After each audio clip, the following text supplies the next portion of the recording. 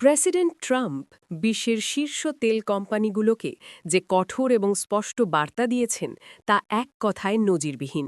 তিনি সাফ জানিয়ে দিয়েছেন, আপনারা আমাদের সঙ্গে কাজ করবেন, কোনোভাবেই ভেনেজুয়েলার সঙ্গে নয়।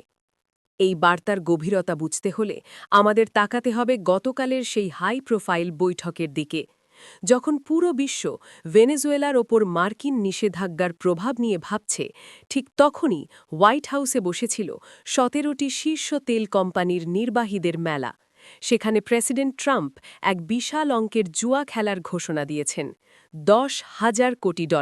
হ্যাঁ, প্রায় $১০০ বিলিয়ন বিনিয়োগের মাধ্যমে ভেনেজুয়েলার বিপর্যস্ত তেল শিল্পকে পুরোপুরি নিজেদের নিয়ন্ত্রণে নিতে চায় আমেরিকা। সামাজিক যোগাযোগ মাধ্যমে ট্রাম্পের সেই ঘোষণা ছিল আত্মবিশ্বাসে ভরপুর, যেখানে তিনি স্পষ্ট করেছেন যে এই বিনিয়োগ হবে কেবল আমেরিকার শর্তে এবং আমেরিকার ছত্রছায়ায়। তবে এই কূটনীতির আড়ালে রয়েছে এক কঠোর সামরিক বাস্তব। হোয়াইট হাউসের বিলাসবহুল কক্ষে যখন কফি হাতে বিনিয়োগের পরিকল্পনা চলছিল, ঠিক তখনই মাঝ সমুদ্রে গর্জে উঠছিল মার্কিন নৌবাহিনী। গতকালই ভেনেজুয়েলার তেলবাহী আরও একটি বিশাল ট্যাঙ্কার জব্দ করেছে যুক্তরাষ্ট্র।